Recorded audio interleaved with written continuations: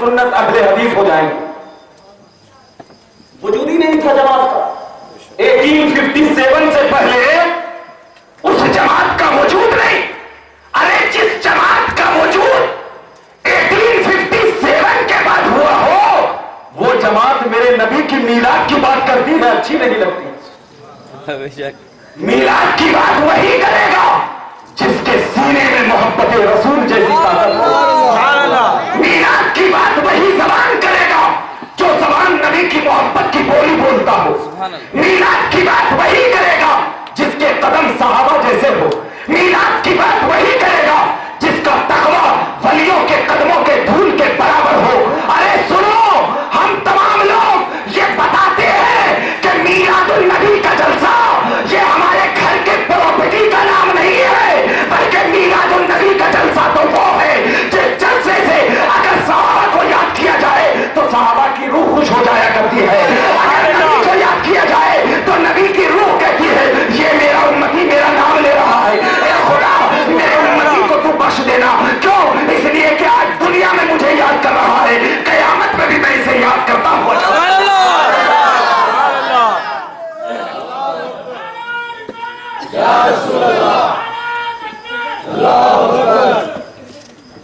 تو کیا پتا چلا کہ مسلمان جینے کے لیے نہیں آیا ہے, جینے کے لیے نہیں آیا. مسلمان نبی کے نام پہ اپنا تن من دھن لٹانے کے لیے آیا. سبحان اللہ.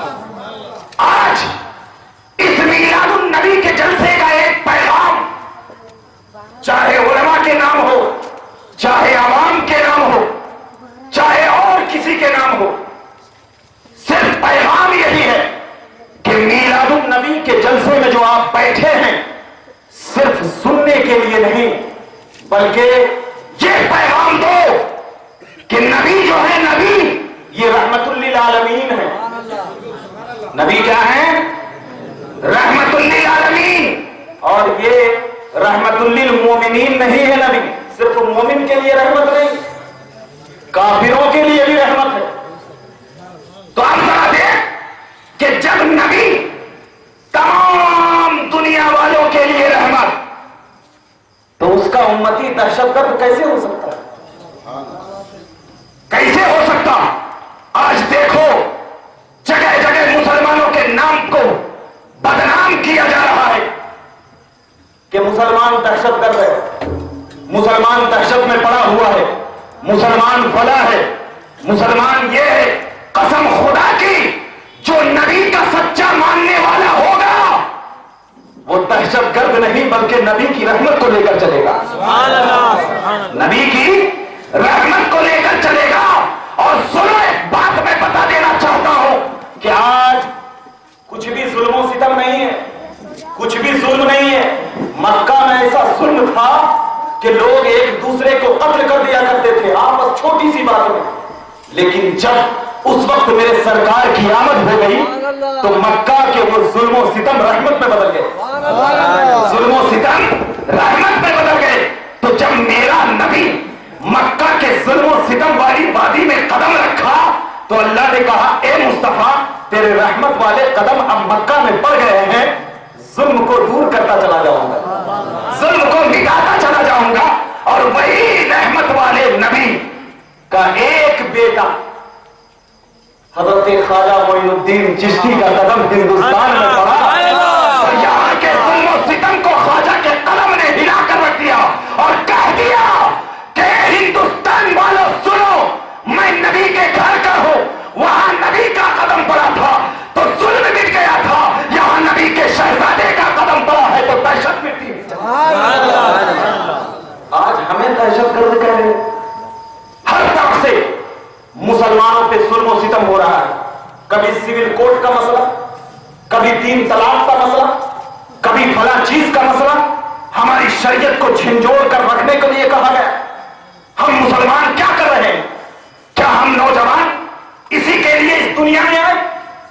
کیا آج ہم یہاں پہ جلسہ تو سن لیتے ہیں لیکن جب اسلام پہ آنچ آتی ہے تو کوئی نوجوان کہتا ہے ارے ہمیں کیا کرنا ہے, بس ہمیں کھاؤ پیو بس اپنی زندگی گزارو. نہیں, کل قیامت کے دن یہ نوجوانوں تم سے پوچھ ہوگی تم نے اسلام پہ جو آنچ آیا تھا ہندوستان میں تم نے کیا کیا؟ کیا تم نے شریعت کے لیے ایک وقت دیا؟ کیا آپ نے شریعت کو بچانے کے لیے کوئی چیز دی؟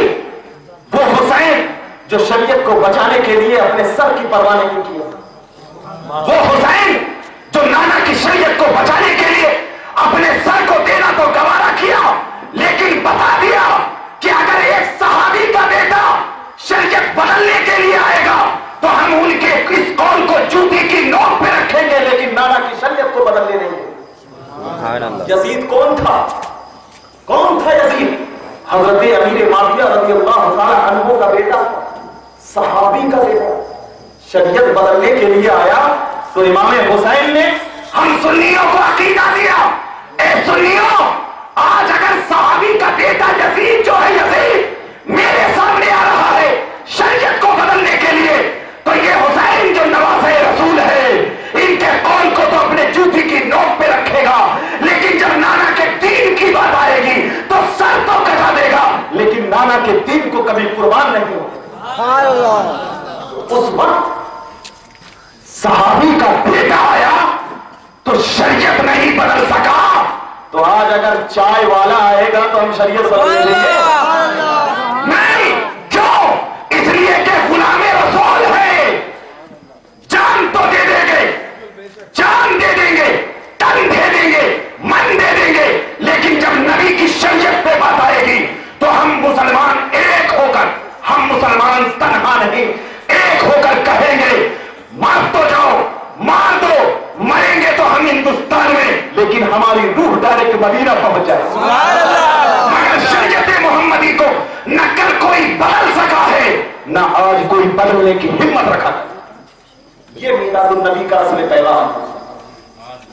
میلاد النبی کا جلسہ صرف نبی کی عظمت سننے کے لیے نہ ہونا، بلکہ نبی نے جو عظمت کے تحت ہمیں اسلام دیا ہے اس اسلام کی پاسداری کرو۔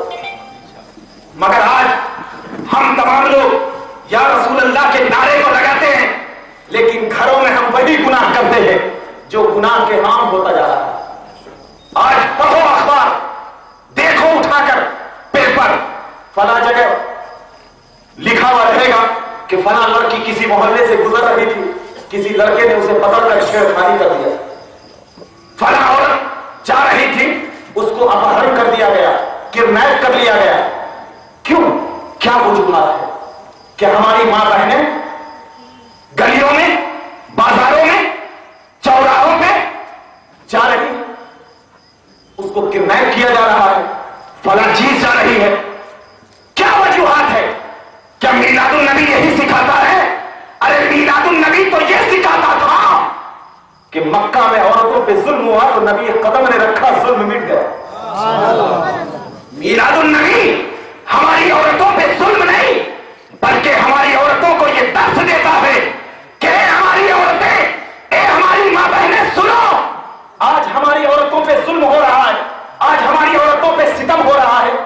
مکہ کی بھی تو عورتیں تھیں، حضرت ام سلمہ ہے مکہ سے اکیلے ہی مدینہ چلی گئی، مکہ سے اکیلے ہی مدینہ چلی گئی، حالانکہ کتنی دور ہے؟ 450 کلومیٹر ہے، مکہ سے مدینہ 450 کلومیٹر ہے، اور پہلے تو اور سب کچھ تھا، مگر اکیلے ام سلمہ مکہ سے مدینہ چلی گئی۔ میں پوچھتا ہوں، اے ام سلمہ، اے ہماری امتوں کی ماں، کیا آپ کو کوئی خوف نظر نہیں آیا کہ کوئی راستے میں آپ کو چھو لے گا، کوئی جانور آ جائے گا، کوئی فلاں چیز آپ کو تکلیف دے دے گا؟ تو حضرت ام سلمہ کی حقیقت کہے گی، قسم خدا کی جس کے دل میں اللہ کا خوف اور نبی کی محبت رہتی ہے، دنیا اس کے قدموں میں گرا کرتی، دنیا اسے اٹھا کر لے کے نہیں جاتی، دنیا اسے اٹھا کر نہیں لے جاتی ہے۔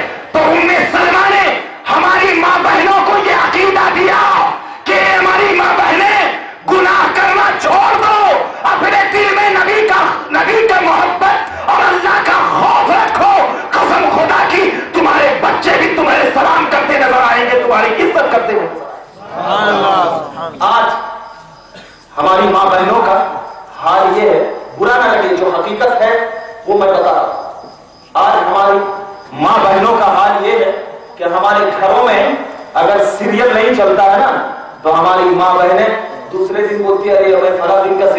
ही भूल गई।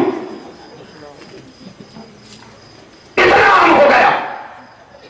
क्यों? इसलिए कि ये बुराई ऐसी है जो आपके घर में आपके बच्चों को दुश्मन बना देगी। क्योंकि शैतान दोस्ती कराने के लिए नहीं आया, दुश्मन बनाने के लिए आया। जरा देखो, हजरत अब्दुल्ला बिन जुबैर है सबसे पहले मदीना में पैदा होने वाले सहाबी। हजरत अब्दुल्ला बिन जुबैर, जब उनकी मां के गोद में वो बच्चा नन्हा सा आया, 1 दिन का बच्चा है, नबी करीम सल्लल्लाहु अलैहि वसल्लम की बारगाह में उनकी वालिदा लेकर गई।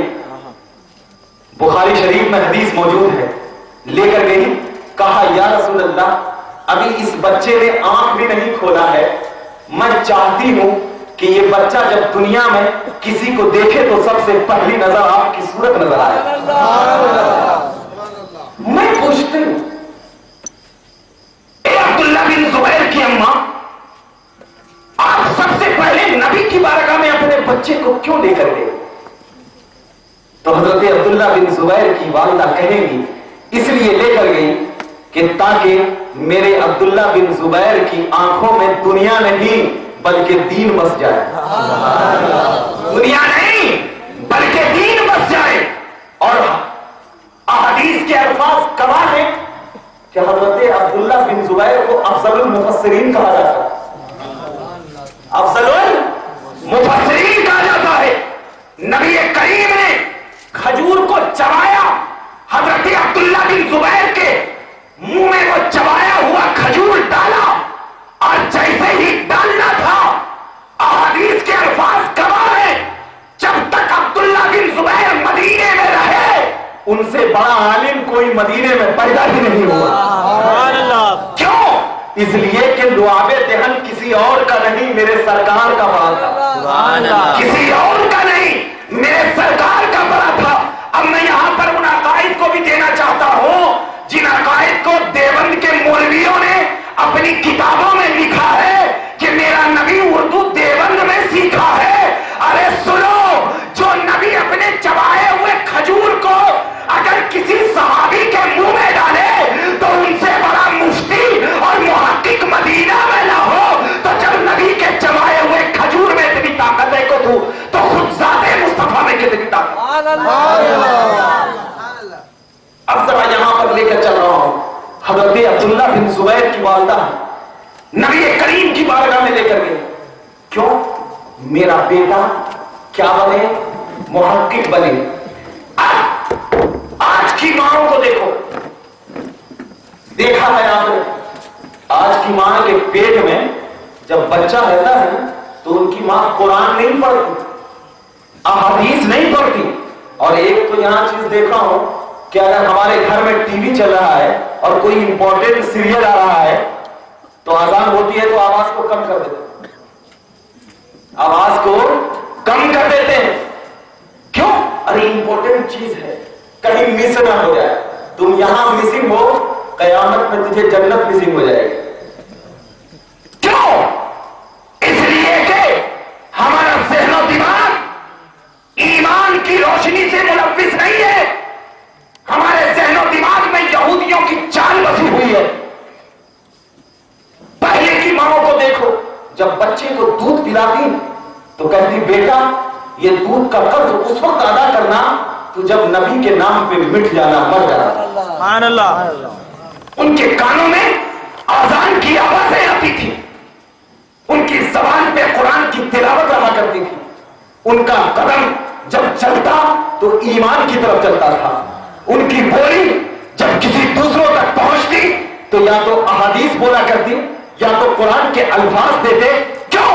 इसलिए कि अगर उनकी जबान में कोई गुनाह होता तो बच्चों को उसका असर होता था, असर होता था। आज की माएं अपने बच्चों को अगर कुछ सुनाती है तो टीवी में गाने सुनाती है, और अगर उसका बच्चा रोने लगता है ना तो आजकल की माओं का तो ये बात हो चुका है, मोबाइल देते हैं, गेम लगा देते हैं, खुदे देते हैं बच्चे को, कम से कम उसमें बिजी हो जाए, मैं काम कर लूं। ये आज की हकीकत बता रहा हूं। और फिर उसके बाद ہم مولوی صاحب کو بولتے ہیں ہمارے گھر میں برکت نہیں ہو رہی، مول صاحب ذرا کچھ پڑھ دو، ہمارے بچے پریشان ہو جا رہے ہیں ذرا کچھ کر دو، ہماری چیز یہ ہو جا رہی ہے ذرا کچھ کر دو.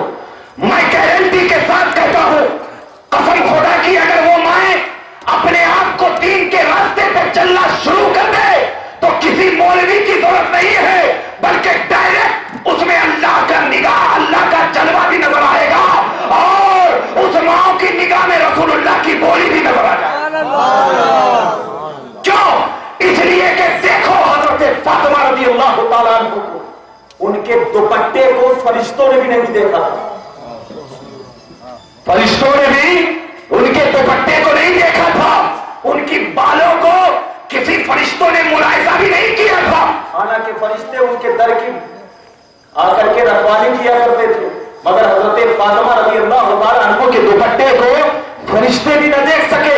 لیکن آج ہماری ماں بہنیں کے دوپٹے کو کیا، ہماری ماں بہنیں آج اپنے بال کی کٹنگ کرانے کے لیے بیوٹی پارلر میں جاتی ہیں غیر آدمی کے ہاتھوں، حالانکہ ایک تو جانا حرام، غیر کا آپ کے بال کو چھونا حرام، کسی سے بات کرنا حرام، اس کے سامنے بیٹھ کر تمام چیزوں کی ہر اعتبار سے بولی کرنا، یہ سب اسلام نے حرام دیا. کیونکہ عورت جب اپنے گھر سے ایک قدم نکالتی ہے تو اللہ کے فرشتے اس عورت پر اس وقت تک لعنت بھیجتے رہتے ہیں جب تک کہ وہ اپنا قدم واپس گھر میں نہ لے لے. مگر آج ہمارا معاشرہ بالکل بگڑ رہا ہے. ہم میلاد کا جلسہ تو مناتے ہیں، لیکن آج ہمارے کچھ نوجوان ہیں جو اپنی بیویوں کو سمجھاتے نہیں. ہمارے کچھ بوڑھے حضرات ہیں، تکلف کے ساتھ کہہ رہا ہوں، کہتے ہیں ان کا عمل ان کے ساتھ ہے. لیکن آؤ میں ایک حدیث سناتا چلو. ایک عورت کو، یہ بخاری شریف میں حدیث موجود ہے، ایک عورت کو جب اللہ تبارک و تعالیٰ جہنم میں بھیجنے کا حکم دے دے گا، فرشتے اسے جہنم کے دروازے پر لے کر جائیں گے. وہ عورت خدا کی بارگاہ میں پلٹ کر دیکھے گی. اللہ کہے گا جب تجھے جہنم میں جانے کا حکم دے دیا گیا تھا تو تو پلٹ کر کیوں دیکھ رہی ہے؟ تو وہ عورت کہے گی مولا میری اس میں کوئی غلطی نہیں ہے، میں جب گناہ کرنے کے لیے باہر جاتی تو میرے شوہر مجھے روکتا نہیں تھا، میرا شوہر مجھے روکتا نہیں تھا. اللہ کہے گا یہ بات ہے، کہا اس کے شوہر کو بھی جہنم میں لے کر جاؤ، اس کے شوہر کو بھی جہنم میں بھیجا جائے گا. پھر جب وہ عورت پھر سے پلٹ کر دیکھے گی، کہے گی اب، اللہ کہے گا اب کیوں پلٹ کر دیکھ رہی ہے؟ تو وہ عورت کہے گی مولا جب میری شادی نہیں ہوئی تھی، میں جب گناہ کرتی تھی میرا باپ مجھے دیکھتا تھا لیکن اس گناہ سے روکتا نہیں تھا، میرا باپ مجھے دیکھتا تھا لیکن اس گناہ سے نہیں روکتا تھا. اللہ کہے گا اس باپ کو بھی جہنم میں بھیجو. پھر جب اس باپ کو بھی جہنم میں بھیجنے کا حکم ہوگا، پھر عورت دیکھے اللہ کی بارگاہ، اللہ کہے گا اب کیا دیکھ رہی ہے؟ کہا مولا جب میں باہر جاتی تھی میرا بھائی مجھے دیکھتا تھا کہ باہر جا رہی ہے، دوسروں سے بات کر رہی ہے، گناہ کر رہی ہے، میرا بھائی مجھے نہیں روکتا تھا، حالانکہ دوسری چیز کبھی مجھے یہ چیز لا کر دیتا، لیکن جب میں گناہ کرتی تو میرا بھائی مجھے نہیں روکتا تھا. اللہ کہے گا کہ اس کے بھائی کو بھی جہنم میں بھیجو. عورت ایک ہے لیکن اس کی وجہ سے 3 لوگ جہنم کے مستحق ہوں گے. اللہ تبارک و تعالیٰ تمام فرشتوں کے درمیان اعلان کرے گا، اے فرشتوں گواہ رہنا کہ ایک عورت کی وجہ سے 3 لوگ جہنم کی وادیوں میں چلے گئے. اب ذرا دیکھ، ایک عورت تو گناہ کر رہی ہے لیکن اگر اس کا باپ نے اپنی بیٹی کو نہیں روکا، اگر اس کی والدہ نے اپنی بیٹی کو نہیں روکا، یا اس کے شوہر نے اپنی بیوی کو نہیں روکا، یا اس کے بھائی نے اپنے بہن کو نہیں روکا، تو یہ نہیں بلکہ اللہ فرماتا ہے قوا انفسکم واہلیکم نارا، بچاؤ اپنے آپ کو بھی جہنم سے اور اپنے اہل و عیال کو بھی جہنم سے. مراد کیا ہے کہ صرف تم اگر نیکی کر رہے ہو تو تمہاری نیکی صرف تمہارے لیے ہوگی، لیکن اگر تم نے کسی کو دیکھ کر اس گناہ کرنے والوں کو اگر تم نے نہیں روکا تو اللہ اس کی وجہ سے بھی تجھے جہنم میں بھیجے. آج ہم میلاد النبی منا لیتے ہیں لیکن ہم کوئی اپنے معاشرے کی طرف دیکھ رہے ہیں کہ ہم کیا کر رہے ہیں. ہمارے نوجوان ہیں میلاد النبی کا جلسہ تو منا لیتے ہیں, لیکن اگر یہی میلاد النبی کا جلسہ ہوتا ہے, آپ یہاں سے اٹھ جاتے ہیں, فجر کی اذان ہوتی ہے, جتنے یہاں پہ لوگ ہیں اس کا 1% بھی مسجد میں نہیں جاتا. وجہ کیا ہے؟ کیا میلاد نبی نے کبھی یہ فرمایا کہ تم نماز نہ پڑھو؟ ایک حدیث لا کر بتاؤ جس میں صحابہ نے ایسا کیا ہو کہ نماز کو روک دیا. کیوں ہمارا معاشرہ پیچھے آ رہا ہے؟ کیوں ہماری زبان پہ اسلامی رنگت نہیں ہے؟ کیوں ہماری آنکھوں میں محبت رسول کا جذبہ نہیں ہے؟ کیا ہمارا دل مردہ ہو چکا ہے؟ ہمارے قدم کیوں نہیں اسلام کی طرف بڑھتے ہیں؟ اللہ اکبر کبیرہ. قسم خدا کی, حضرت غوث اعظم رضی اللہ تعالیٰ عنہ نے ارشاد فرمایا, آگے آنے والا ہے 11ویں شریف کی محفل, تمام غوث اعظم کے ماننے والے یا غوث المدد کا نعرہ لگائیں گے یا شیخ عبد القادر جیلانی کا نعرہ لگائیں گے, اور الحمدللہ ہم لگاتے ہیں اہل سنت. مگر آؤ, غوث اعظم نے کہا کہ اگر کسی بے نمازی کو موت آ جائے, کوئی بے نمازی اگر مر جائے تو اس کو مسلمانوں کی قبر میں دفن مت کرو, بلکہ اس کے لاش کو کسی چوراہے پر جا کر رکھ دو, لوگ آئیں اور اس کو لات مارے اور یہ کہیں کہ یہ بے نمازی ہے. یہ غوث اعظم کی تعلیم ہے. یا غوث اعظم کہنے سے غوث اعظم راضی نہیں ہوں گے, تعلیم غوث اعظم پیدا کرو. قسم خدا کی تم یہاں صدیق پیٹ کی سرزمین پہ بھی رہو گے, لیکن یہاں غوث پکارو گے تو غوث اعظم کہیں گے یہ میرا مرود میری تعلیم پہ چل رہا ہے, اس کی مدد کرتے چلو. کیا آج ہماری آنکھوں میں وہ حیا ختم ہو گئی, ہماری زبان جھوٹ بولتی ہے, ہمارا قدم گناہوں کی طرف جاتا ہے. ہم کماتے ہیں, یہ نہیں دیکھتے کہ ہم حلال کما رہے ہیں یا حرام, بس یہ چاہتے ہیں کہ آیا جائے, کہیں سے بھی مال ہو, کچھ بھی آیا جائے. اس لیے ہماری زبان پہ وہ اثر نہیں, ہماری آنکھوں میں حیا نہیں. لوگ اس لیے بتا رہا ہوں میں کہ مسلمانوں اپنے آپ کو دیکھو, اپنے آپ کو دیکھو. کیوں؟ اس لیے کہ جب اپنے آپ کو آپ دیکھو گے, قسم خدا کی تمہاری زبان میں وہ طاقت آ جائے گی جو طاقت کے حضرت عمر بن خطاب کی زبان میں آیا. کیوں بتاؤ؟ حضرت عمر بن خطاب رضی اللہ تعالی عنہ نے کبھی اسلام کے خلاف کوئی کام کیا ہے؟ نہیں کیا ہے نا. جب 12 آدمی کو حضرت عمر بن خطاب ملک شام بھیجے, جس کے سپہ سالار حضرت ساریہ تھے, جب بھیجا گیا تو دیکھتے کیا ہے, حضرت ساریہ جب پہنچے تو وہاں کے یہودیوں اور نصرانیوں نے ان صحابہ کرام کو گھیر لیا. 12 لوگ تھے, وہ لوگ 2000 تھے, گھیر لیا. تو حضرت ساریہ کہتے ہیں میں بچا کر پہاڑ پہ چڑھ گیا اور وہاں سے پکارا, یا عمر بن خطاب اغثنا, اے عمر بن خطاب ہماری مدد کیجیے, ہماری مدد کیجیے. حضرت عمر بن خطاب کہاں ہیں؟ مدینے میں. اور کہاں سے آواز دی جا رہی ہے؟ ملک شام سے. حضرت عمر کہتے ہیں یا ساریۃ الجبل لا تخف لأن عمر کا معرکہ, اے ساریہ ڈر مت, اس لیے کہ عمر تیرے ساتھ ہے. عمر تیرے ساتھ ہے. حضرت ساریہ کا بیان ہے کہ جیسے ہی حضرت عمر نے کہا میں نے وہ آواز کو سن لیا, وہ آواز کو سن لیا. حضرت ساریہ غلام مصطفیٰ ہے, مصطفیٰ نہیں, غلام مصطفیٰ ہے. تو جو غلام مصطفیٰ مدینے والے کی آواز کو سن سکتا ہے تو ہم غلام آقا کو پکارے تو کیوں نہیں سن سکتے ہیں؟ کیوں نہیں سن سکتے ہیں؟ حضرت ساریہ کہتے ہیں کہ حضرت عمر بن خطاب نے جیسے ہی کہا کہ عمر تیرے ساتھ ہے, میں نڈر ہو کر ان کفار میں حملہ کر دیا.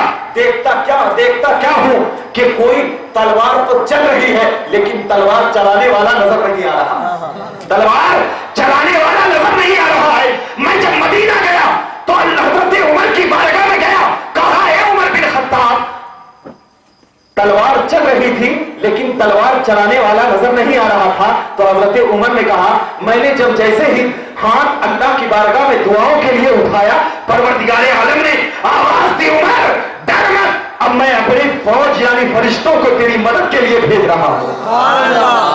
اب ذرا دیکھو, یہاں پر ایک مرتبہ حضرت عمر نے دعا کیا, اللہ نے ان کی دعاؤں کو قبول کر لی نا. ہم دن بھر دعا کرتے رہتے ہیں, ہماری دعائیں قبول نہیں ہو, ہمارے گھروں میں برکت نہیں ہو. کیا وجہ؟ کبھی اپنے دل پہ جھانک کے دیکھا ہے کہ آخر ہماری دعائیں کیوں نہیں قبول ہوئی؟ سب سے پہلی بات کہ اپنے گھروں میں اسلامی ماحول پیدا کرو. جب تک آپ کا گھر اسلام سے دور ہو جائے گا تب تک آپ کے گھروں میں برکت نہیں ہے. اگر برکت لینا ہے تو ایمان, ارکان, تمام چیزیں اپنے ذہن و دماغ میں رکھو, کیونکہ جب رکھو گے تو تمہاری دعائیں بھی قبول ہوگی اور تمہارے اوپر دنیا کا کچھ اثر نہیں ہوگا. کچھ اثر نہیں ہوگا. کیسے اثر نہیں ہوگا؟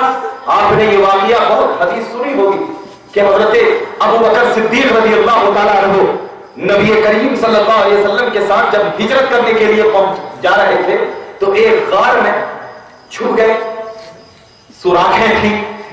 حضرت ابو بکر صدیق نے ان کے اوپر جو کپڑے تھے پھاڑ پھاڑ کر سوراخ میں ڈال دیا, لیکن ایک سوراخ بچ گیا. اس سوراخ میں سانپ تھا. حضرت ابو بکر صدیق کے پیروں میں وہ سانپ کاٹنے لگا, زہر چڑھ گیا. حضرت ابو بکر صدیق کے آنکھوں سے آنسو جاری ہو گئے. نبی کریم کے رخسار پہ جب وہ آنسو گرے, پوچھا ابو بکر کیوں رو رہے ہو؟ حضرت ابو بکر نے کہا یا رسول اللہ, مجھے سانپ نے کئی بار کاٹا ہے, ہو سکتا ہے کہ میرے جسم میں زہر چڑھ گیا ہو, میرے جسم میں زہر چڑھ گیا ہو. میں پوچھتا ہوں حضرت ابو بکر نے جو یہ کام کیا, کیا یہ کرنا قرآن میں موجود تھا؟ قرآن میں موجود ہے؟ یا حضرت ابو بکر نے کیا تو حدیث میں موجود ہے؟ نہیں ہے نا. میں پوچھتا ہوں اے ابو بکر کیوں نہیں ہے, کیوں کیا ایسا؟ تو حضرت ابو بکر کہیں گے محبت میں کیا. کیا محبت میں کیا. تو محبت میں اگر نبی کو خوش کرنے کے لیے وہ کام کیا جائے جس کام سے نہ اسلام میں کوئی فرق پڑتا ہو نہ قرآن میں کوئی فرق پڑتا ہو, تو وہ کام میں ثواب ہے. وہ کام میں کیا ہے؟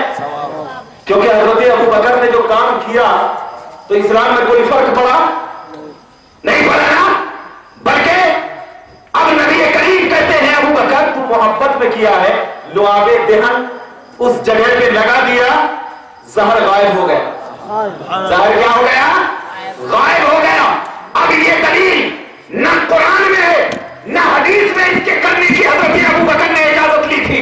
کہ اب میں پوچھتا ہوں کہ اس کے کرنے سے حضرت ابو بکر کہیں گے محبت میں کیا گیا, تو ایسے ہی محبت میں اگر مسلمان میلاد النبی کا جلسہ مناتا ہے تو کہاں کا بدعت ہو جاتا ہے؟ کہاں کا بدعت؟ یہ تو محبت کی بات ہے, محبت والے ہی سمجھیں گے. ارے جس کو محبت کرنی نہیں آتی وہ کیا میلاد النبی کو سمجھتے نظر آئیں گے؟ پہلے محبت کر کے دیکھ, تب تمہیں میلاد النبی کی صحیح محفل سمجھ میں آئے گی. اور ایک چیز اور دے دوں کہ جو چیز محبت میں کی جاتی ہے نا اس کی دلیل ڈھونڈی نہیں جاتی. جو چیز محبت میں کی جاتی ہے اس کی دلیل نہیں ڈھونڈی جاتی. کیسے؟ اسلام میں ہے کہ بڑوں کی عزت کرو. اسلام میں یہ ہے کہ بڑوں کی عزت اور تعظیم کرو. اب تعظیم کرنے کے لیے ہندوستان میں رواج کیا ہے کہ کوئی اگر بڑا آتا ہے تو ادب سے کھڑے ہو جاتے ہیں. یہ ہندوستان کا رواج ہے نا. سعودی کا رواج کیا ہے کہ بڑوں کی عزت اور تعظیم کرنے کے لیے اپنے رخسار کو دوسرے کے ساتھ ملاتے ہیں, ایک گال کو دوسرے گال کے ساتھ ملاتے ہیں تعظیماً. یہ وہاں کا رول ہے. آپ اگر چائنا میں چلے جاؤ گے تو چائنا میں یوں کیا جاتا ہے دونوں ہاتھ سے. امریکہ میں چلے جاؤ گے تو وہاں کا کچھ اور ہے. یعنی مطلب یہ ہے کہ ہم یہاں پر ہیں تو تعظیم کی ادا اگر یہاں پر کھڑا ہونا ہے تو یہ بھی تعظیم ہے. امریکہ میں چلے جاؤ گے کھڑے ہونے کو وہاں بے ادبی سمجھا جاتا ہے. تو جہاں جو طریقہ رائج ہے اسی طریقے سے ادب کرنا ہوگا. طریقہ اگر بدلے تو اب وہ بے ادبی سمجھی جائے گی. وہ کیا ہو جائے گی؟ بے ادبی سمجھی جائے گی. عرب میں طریقہ یہ تھا کرام خاموشی سے بیٹھے رہتے. یہ ادب ہے. ہندوستان میں طریقہ یہ ہے, کوئی بڑا ہے تو ادب سے کھڑے ہو جاتے ہیں, ادب سے کھڑے ہو جاتے ہیں. اب ذرا بتاؤ کہ اگر چائنا میں ادب سے کھڑے ہونے کو بے ادبی کہا جائے گا تو وہاں کوئی ادب سے کھڑا ہوگا؟ نہیں ہوگا نا.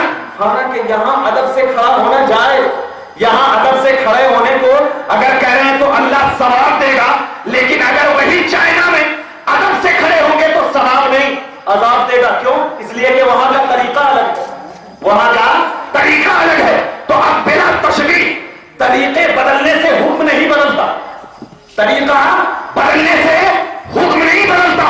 اب ذرا دیکھنا, نبی کریم صلی اللہ علیہ وسلم جب مکہ سے مدینہ المنورہ ہجرت کر کر آئے تو وہاں کی بچیوں نے جب نبی کریم کو دیکھا تو کہا طلع البدر علینا من ثنیات الوداع وجب الشکر علینا ما دعا للہ داعی. یعنی چودھری کا چاند طلوع ہو گیا تو پہاڑوں کے درمیان سے نبی کریم بچیوں کی یہ آواز سن کر مسکرانے لگے کہ یہ بچیاں میری ادب کر رہی ہے, میری تعظیم کر رہی ہے. نبی کریم نے کہا اے مولا یہ بچیاں میری تعظیم کر رہی ہے, اسے جنت عطا کر دے. اللہ اکبر کبیرہ. وہاں کے ادب کا ماحول تھا کہ وہاں کی بچیاں نبی کی ادب و تعظیم کے لیے نبی کے نام کے قصیدے پڑھا کرتی تھی, نبی کے نام پہ پڑھ کر نبی کے نام پہ جملے کسا کرتی تھی. حسان بن ثابت نے جب نبی کے چہرے کو دیکھا تو حسان بن ثابت نے کہا اللہ اکبر کبیرہ یا رسول اللہ لم تر قط عینی وما اجمل النساء, کہ میری آنکھوں نے آپ جیسا حسین نہیں دیکھا ہے, ایسی ماں آپ تو ایسے پیدا ہے کہ کسی ماں نے چلا نہیں ہے. طریقہ بدل رہا ہے لیکن تعظیم مصطفیٰ وہی ہے. صحابہ کرام نے جب نبی کے قدموں کو دیکھا تو کہا یا رسول اللہ آپ کے قدموں کی مٹی تو ہمارے لیے مجھ کو عنبر سے زیادہ بھاری نظر آتی ہے. طریقہ بدل رہا ہے لیکن تعظیم مصطفیٰ نظر آ رہی ہے.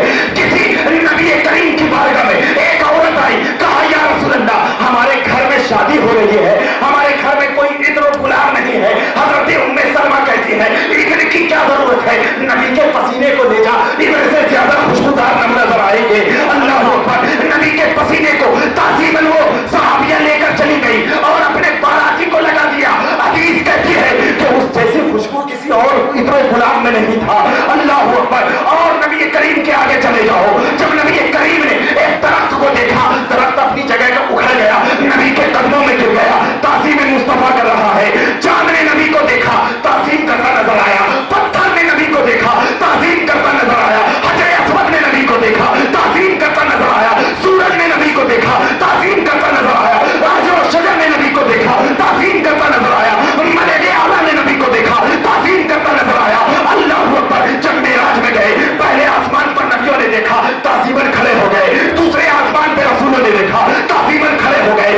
ملائے اعلیٰ نے دیکھا, تعظیماً کھڑے ہو گئے. سدرۃ المنتہا پر گئے, جبرائیل نے دیکھا, تعظیماً کھڑے ہو گئے. اب یہاں پر ساری دنیا اپنے اپنے اعتبار سے نبی کا تعظیم کر رہی ہے, نبی کی عظمت کو بیان کر رہی ہے. طریقہ الگ ہو لیکن حکم ایک نظر آ رہا ہے. طریقے بدل جانے سے حکم نہیں بدلتا. تو جب یہ چیزوں کو ہم مسلمانوں نے ہندوستان کی سرزمین پر دیکھا کہ اگر ہم نبی کا میلاد منائیں گے, نبی کا ذکر کریں گے,